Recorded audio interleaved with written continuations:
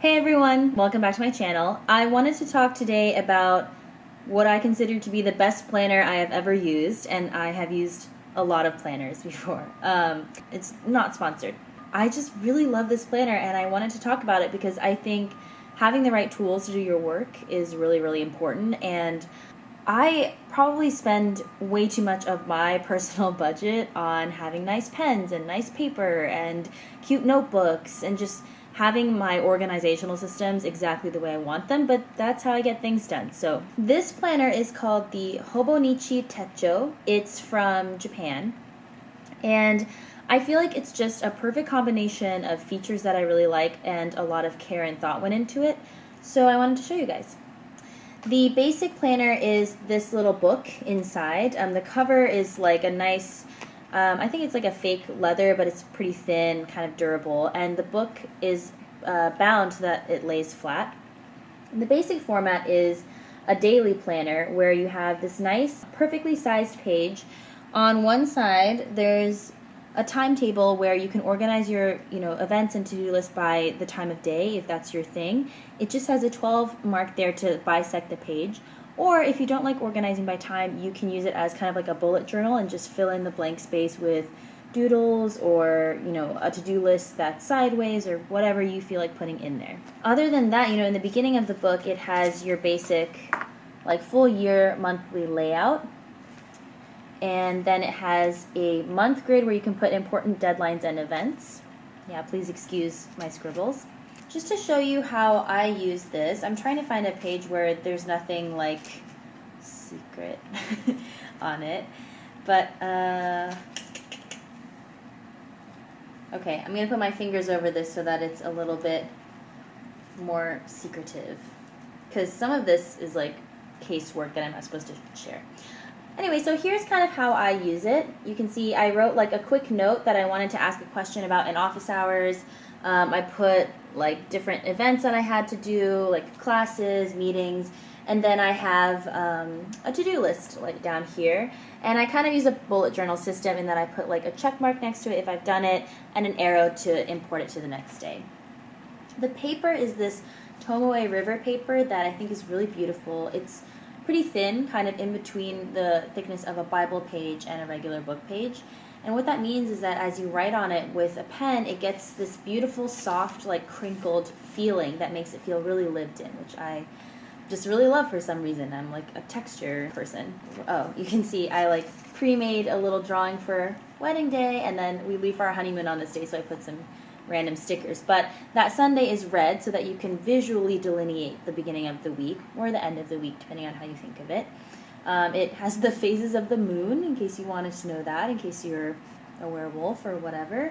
What I really like about this is that it's put out by this literary magazine in Japan, and for every 2-day page spread, there's like a random quote at the bottom that just gives me a lot of joy to like flip through and see what it's going to be. Some of them are very random, so like the second day of the year was a tip on how to make your pancakes more fluffy, which I appreciate. And some of them, my favorite ones, come from this, I can't tell if it's like another magazine or maybe it's a section of the Hobonichi literary magazine, but it is a little quote from something called Today's Child. So this one from, January 4th and 5th at the bottom, I'll just read it because this is like my favorite one.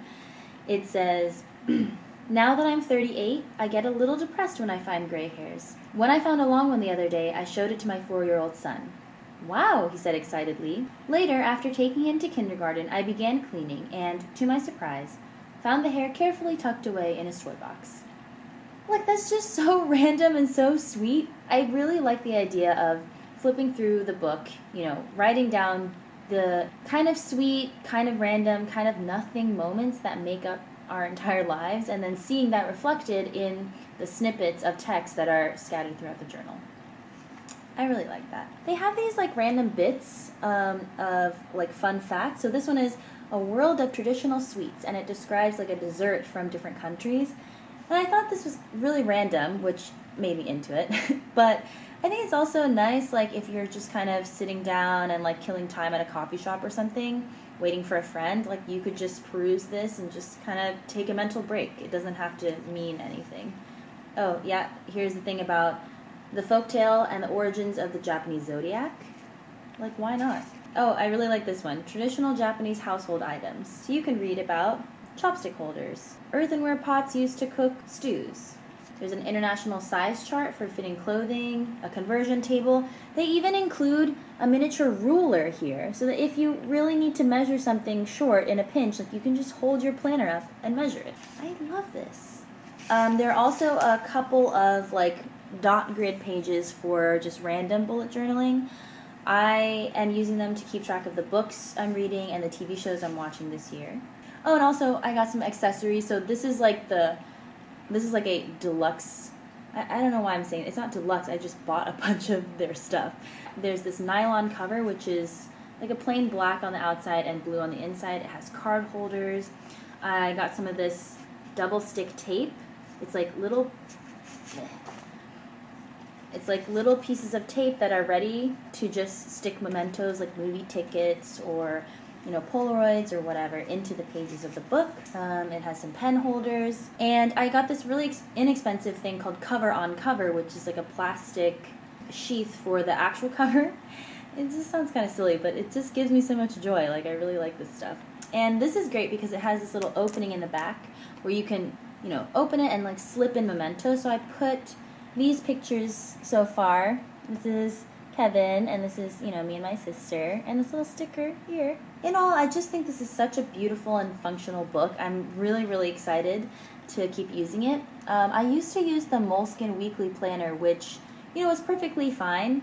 It was really functional, but I felt like the space wasn't optimized for that mix of like creativity and functionality that I really like to see in my tools.